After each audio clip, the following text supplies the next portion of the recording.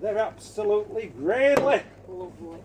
They're so young, Lovely. so youthful, Lovely. so supple, Lovely. and suntanned. But do you know, it reminds me of my job in Leeds. Really? You know, I work in an old people's home. Oh yes, lots of old people there. And do you know something? The other day, there's this dear old soul called Edna.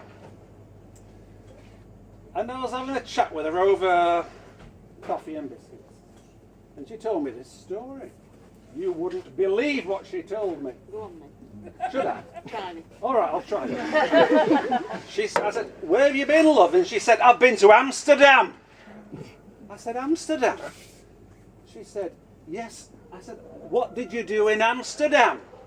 She said, I went to a sex shop. How old is she? 85 if she's a day. Bloody hell. A sprightly in Leeds, I know. So I says to her, really? So why did you go to the sex shop? So Edna comes up. She's on a Zemi, you know. She said, I've always wanted to go and see what a sex shop were like. So what happened then was she knocked on the sex shop door, and there's this big Dutch bloke there, shaven head, big moustache. And he says, yes, lady, what can I do for you today? And she says to him, are you sure this is a sex shop? He said, yes, lady, it is a sex shop. Do you sell vibrators? He said, yes, lady, this is a sex shop, so we sell vibrators. She said, do you sell great big vibrators? He said, yes, lady, now come on, don't waste my time. What are you wanting? She says, how do you switch them off? Away with you. Hey, but you do remind me, you know, of a friend of mine, Jessie. Right. Oh, she's sex mad. Her and her husband are at it like rabbits. Oh, I can't be doing with it at all. Anyway, I tried to get hold of her the other day, you know, and like, she's at work all the time because she's a bookkeeper. You know what they say about bookkeepers? Oh, shocking.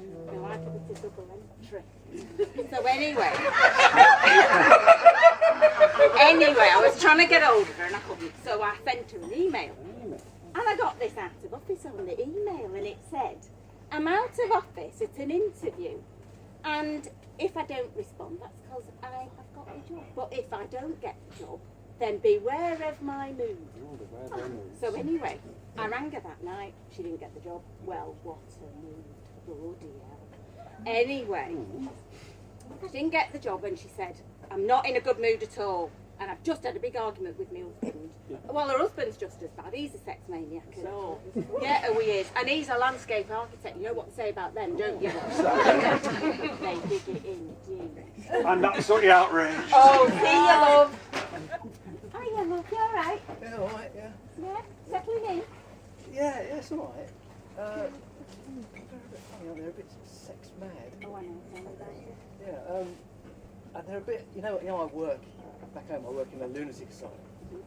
Well, this place is a bit like that, isn't it? You mean, you're working one now, you're coming on holiday? Yeah, yeah. Well, you know, I was just talking to some of the people who've been here a long time. I was talking to Martin the other day. Just chatting normally, he suddenly shouted out, I'm Napoleon! I said, how do you know, mate? He said, God told me. And then Richard Lizelle's voice boomed out, I said nothing of the sort! So, I went back to my room to take my mind off it, turned on BBC World Service News, and there's a report saying that 1 in 4 British people have got mental illness. Really? So, think about your 3 best mates. Yeah. Are they normal? Fine. Then it's you.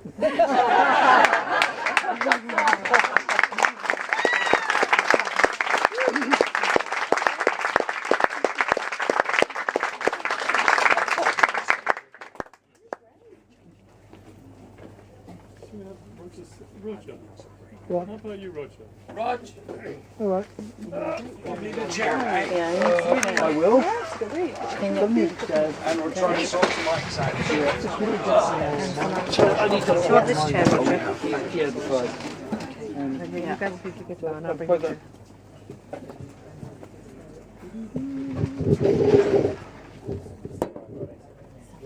your